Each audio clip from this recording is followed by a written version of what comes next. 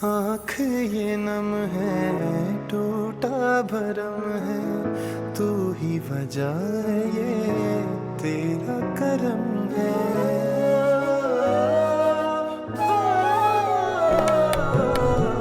आँख ये नम है, टूटा भरम है, तू ही वजह है, ये तेरा करम है। समझे न कोई दिल को दुखा के, झुकना है आखिर आगे खुदा के।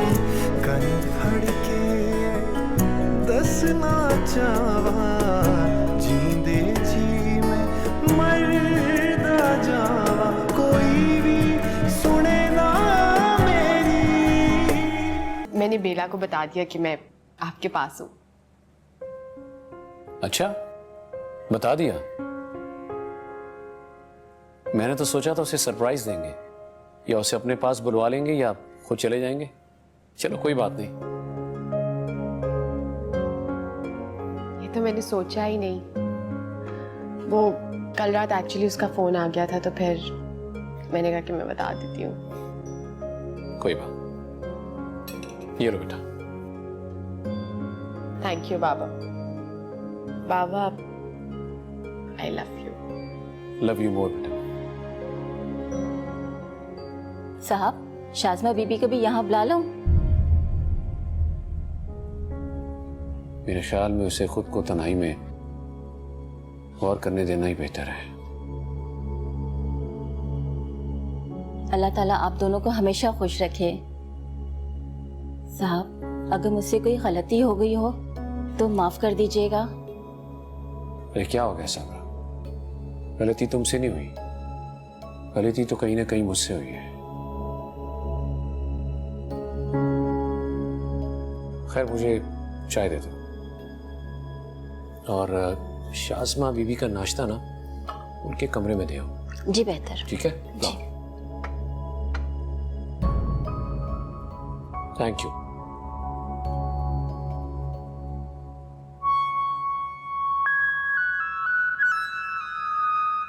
यूनिवर्सिटी जाना है? मैं अपनी बेटी से बढ़कर मेरे लिए और कुछ नहीं है। मांगो, क्या चाहिए? मुझे सारा चाहिए, अपनी बीवी सारा। दिमाग ठीक है तुम्हारा? होश में हो तुम? जिसे तुम अपनी बीवी कह रहे हो वो मेरी बेटी है। उस बेवकूफी में बने हुए रिश्ते को ख्वाब समझकर भूल जाओ। न वो तुम्हारी बीवी है और ना तुम इस रिश्ते के काबिल। How dare you! गुस्सा करने से मामलात हल नहीं होंगे सर, इतना आप भी जानते हैं और मैं भी। इसलिए मेरी बात तहम्मुल से समझने की कोशिश कीजिए। मैं चाहूं तो अभी तुम्हें धक्के मारकर अपने ऑफिस से बाहर निकाल सकता हूं। ज़हीन, तुम मुझे समझाने की ऑफर कर रहे हो? मुझे, एहसन हयात को?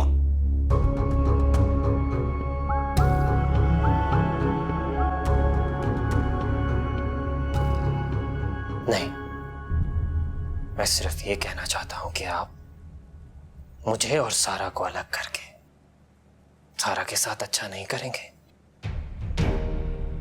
मेरे ख्याल में तुम भूल रहे हो कि मैं सारा का बाप हूं। मुझसे ज्यादा बेहतर और अच्छा उसके लिए कोई भी नहीं सोच सकता। क्या मैं आपसे पूछ सकता हूं कि ये अच्छा और बेहतर सोचने का ख्याल आपके जहन में 2 महीने बाद ही क्यों आया? तब क्यों नहीं आया जब आपने सारा को घर से बाहर निकाल दिया था, सारा को दर बदर फिरने के लिए छोड़ दिया था? सच सच बताइएगा, सोचा था आपने कि आपकी जवान बेटी को घर से निकालने के बाद उसके साथ क्या क्या हो सकता है? कितने दुश्मन होंगे आपके जो आपकी कमजोरी की ताक में होंगे। अकेली सारा उनके हत्थे चढ़ गई तो उन 2 महीनों में सारा कैसे रही, किन हालात में रही, फिक्र थी आपको? ऐसे में अगर आपको आपकी बेटी सही सलामत वापस मिल जाती है तो आपके अंदर एहसानमंदी वाले जज्बात होने चाहिए थे सर, आके दूसरों को जलील करने वाले। आपको अगर सारा का फैसला गलत लगा था तो तलाक का मुतालबा उसी वक्त करते सर, या सारा को अपने साथ ले जाते और मुझे नोटिस भिजवाते। लेकिन नहीं सर, आपने ऐसा नहीं किया। यही दुरुस्त तरीका था। लेकिन आपने जो किया उसके बाद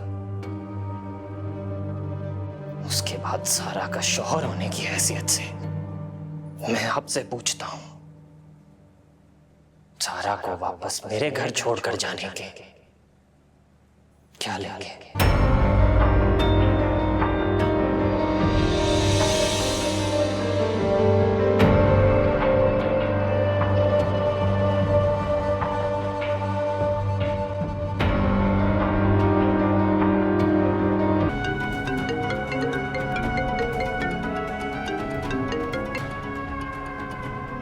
हेलो, कैसी हो सारा? तुम्हारी जुर्रत कैसे हुई मुझे फोन करने की? क्या हो गया यार? तुम मुझसे हमेशा इस तरह बात क्यों करती हो? मैं तुमसे बात करना ही नहीं चाहती। आज के बाद मुझे फोन करने की कोशिश की तो तुम्हारे हक में अच्छा नहीं होगा। मैं अपने बाबा को तुम्हारे बारे में एक एक बात बता दूंगी।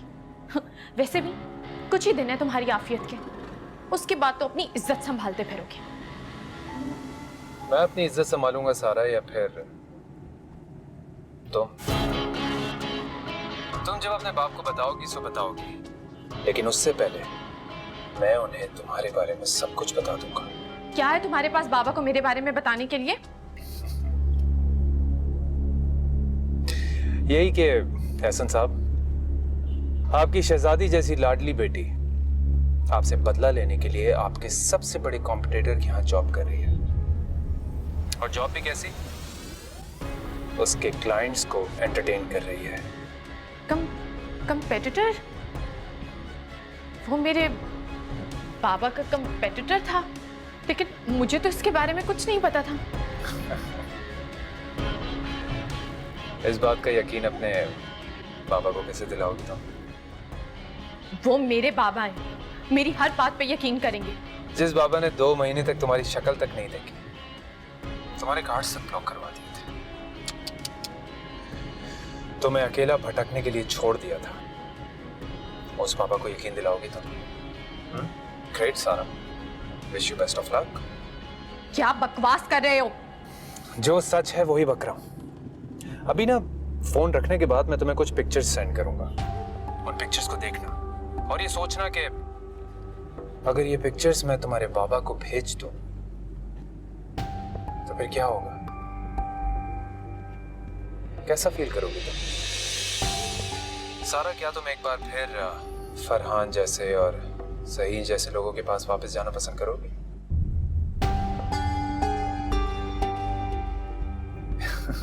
क्या हो गया?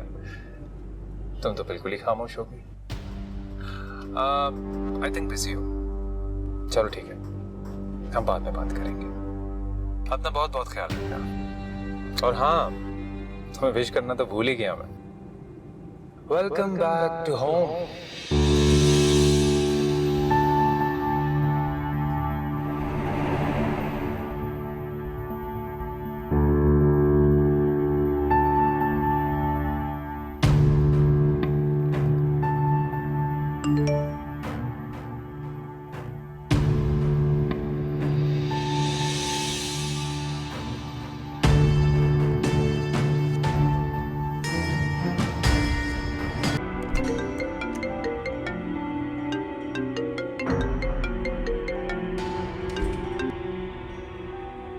हाँ महाज, तुम्हारे लिए गुड न्यूज है। शुक्र है अल्लाह का, इतने दिन से टेंशन में हूँ। फाइनली कुछ गुड न्यूज मिली। बताओ क्या है? तुम्हें सारा से डरने की अब कोई जरूरत नहीं है। सारा की बोलती बंद कर दी है मैंने। क्या मतलब? ऐसा क्या किया है तुमने? ज्यादा कुछ खास नहीं। जो फरहान के यहाँ वो जॉब कर रही थी, उसके बारे में उसे डिटेल से बताया मैंने। और वो मासूम सी लड़की, बस इतना ही प्रेशर उसके लिए काफी था।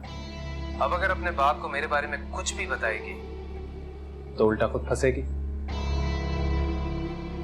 मेरा तुम्हें कॉल करने का मकसद यही था कि तुम्हें और टाइम मिल गया है। दूसरा यह कि अब उससे डरने की कोई जरूरत नहीं है तुम्हें, लेकिन खुद भी पंगा लेने की कोशिश मत करना। कभी कभी बेवकूफ लोग भी नुकसानदेह हो सकते हैं। ओके।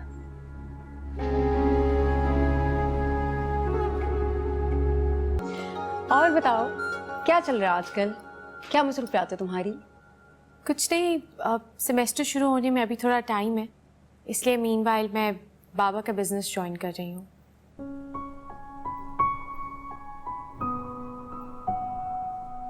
तुमने आज तक कोई ढंग का डिसीजन तो लिया नहीं। बिजनेस के मामलात के खाक संभालोगे। मेरी बहन को इतना अंडर एस्टिमेट मत करें सारिम। आपको पता है अपने स्कूल में थ्रू आउट टॉपर रही है ये, और ए लेवल्स में बहुत अच्छे ग्रेड्स लिए थे इसने। टॉपर्स ही अक्सर औकात ब्लेंडर्स करते हैं क्योंकि उन्हें खुद पर कुछ ज्यादा यकीन होता है। अंकल आप मेरी मानिए तो प्लीज, आप सिर्फ अपने बिजनेस पर ही नहीं, अपने साथ काम करने वालों पर भी तवज्जो दीजिए। नए पुराने, नए ऑफिस ज्वाइन करने वाले ख्वाहिशमंद, सब पर। पिछले 2.5 महीने से बाबा यहाँ पर नहीं थे और इनका बिजनेस तुम देख रही थी। वजह बताओ कि इनका बिजनेस इतने क्राइसिस में क्यों आया है और इनके इतने सारे शेयर्स कैसे बिक गए? बेला, ऑफिस की बात ऑफिस में अच्छी लगती है बेटा। एहसन, आपकी बेटी मुझ पर इल्जाम लगा रही है कि आपके बिजनेस क्राइसिस की वजह मैं हूँ। जवाब तो तुम्हें देना पड़ेगा शाज़मा, क्योंकि बाबा तुम पर डिपेंड होकर अपना बिजनेस यहाँ छोड़कर गए थे और बिजनेस का तभी तो यह हाल हुआ है, वरना इससे पहले बाबा बहुत दफा बिजनेस ट्रिप पे गए हैं। बिजनेस का ऐसा हाल कभी नहीं हुआ। बेला प्लीज, मैंने कहा ना मेरे बिजनेस क्राइसिस में शाज़मा का कोई कसूर नहीं है। शाज़मा कसूरवार ना सही, लेकिन और भी तो लोग हैं जिनसे पूछगछ की जा सकती है।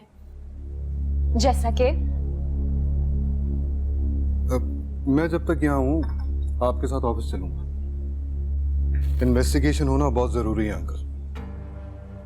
हमें मालूम होना चाहिए कि हमारी कंपनी के शेयर्स अचानक डीवैल्यू कैसे हो गए और उन शेयर्स को खरीदने वाले कौन है। मेरा वकील इस पे काम कर चुका है सर। मुझे तुम्हारी जरूरत थी, तुम मेरे साथ चलो, कुछ चीजें तुमसे डिस्कशन करनी। वैसे 1-2 लोगों पर मुझे शक है।